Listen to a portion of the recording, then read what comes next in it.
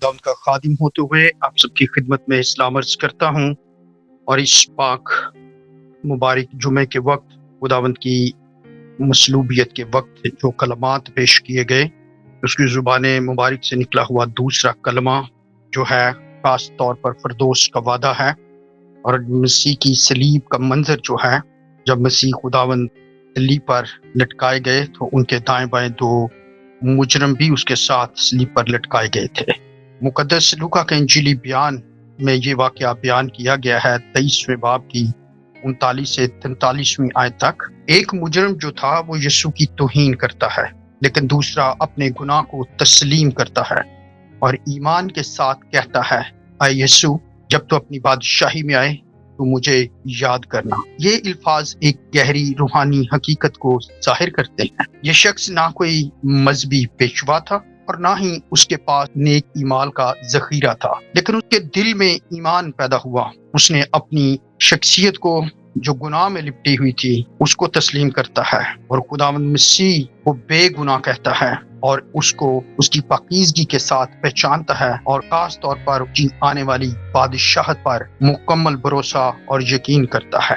ये कलमा जो है हमें बाइबली असूल सिखाता है कि निजात इंसान के कामों से नहीं बल्कि ईमान से मिलती है। तो खुदावंद के कलाम के मुताबिक जब हम देखते हैं तो मसीह के कलाम का इख्तियार जो है, उसके अल्फाज जो हैं, यीशु अपने जवाब में कहता है, यूनानी जुबान में वो जो लफ्ज कहता है, मैं तुमसे सच कहता हूँ। तो सच्चाई जो है उसके लिए जो लफ्ज इस्तेमाल हुआ है उसको आमीन के साथ ट्रांसलेट किया जाता है। आमतौर पर लोग दुआ के आखिर में आमीन कहते हैं, लेकिन यीशु इसे जुमले के आगाज में इस्तेमाल करते हैं। उसका मतलब ये है कि वो अपने इलाही इख्तियार के साथ एक यकीन और गैर मुतज़लज़ल वादा कर रहे हैं। सलीब पर होते हुए भी यीशु सिर्फ एक मजलूम इंसान नहीं बल्कि निजात देने वाला खुदावंद है। यह हमें याद दिलाता है कि मसीह का कलाम हमेशा मोतबर और सच्चाई पर मबनी है। जब वो वादा करता है तो वो वादा पूरा करता है।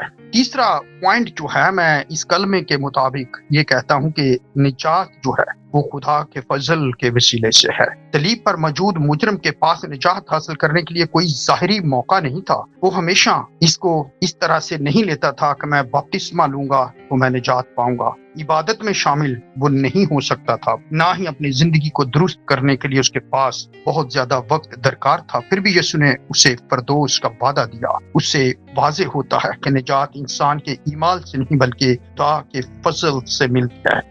कलाम मुकद्दस की तालीम यही है कि खुदा गुनहगार को इस वक्त राहबाज ठहराता है जब वो ईमान के साथ मसीह की तरफ रुजू करता है, और ये वाकया फजल की सबसे खूबसूरत तस्वीर को पेश करता है।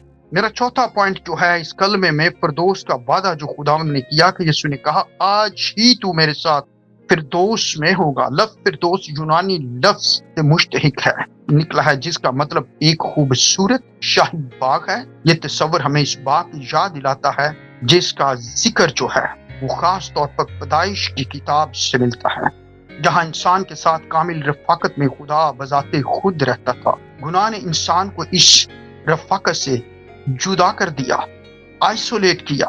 सलीब के जरिए मसीह दोबारा इस रास्ते को खोलता है। यही उम्मीद जो है खास तौर पर हमें मुकाशफा की किताब में नजर आती है, जहां खुदावंद के फिरदौस का वादा किया गया।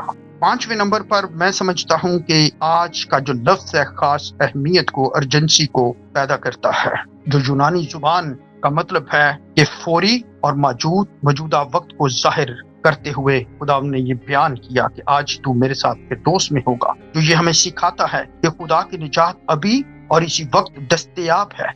इंसान मुस्तकबिल पर इन्हिसार नहीं करना चाहिए क्योंकि जिंदगी गैर यकीनी है। कलाम मुकद्दस की तालीम यही सिखाती है कि जब खुदा इंसान के दिल को छूता है तो उसे उसी लम्हे उसका जवाब भी देता है।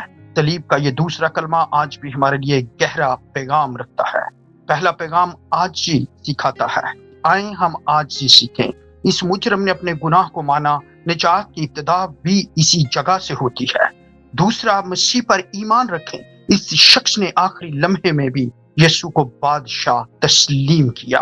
तीसरा पैगाम इसमें से निकलता है कि फजल पर भरोसा करें। खुदा की रहमत किसी भी गुनाहगार तक पहुंच सकती है। चौथा पैगाम, इस कलमे से जो पॉइंट अक्स होता है, आज खुदा की तरफ रुजू करें, कल का इंतजार खतरनाक हो सकता है। सलीब पर यीशु के ये अल्फाज हमें याद दिलाते हैं कि हत्ता के मौत के लम्हों में भी उम्मीद मौजूद है। मसीह की सलीब सिर्फ दुख की अलामत नहीं बल्कि निजात, फजल और फिरदौस का दरवाजा है। खुदावंद इस कलमे के वसीला से हम सबको अपनी तरफ माइल करे और खुदा के इस इलाही इख्तियार की आवाज को सुनने के लिए बेदार करे, ताकि हम खुदावंद पर ईमान लाएं, उसे तस्लीम करें और निजात दहिंदा कबूल करके फिरदौस के वादे में शामिल हो सकें।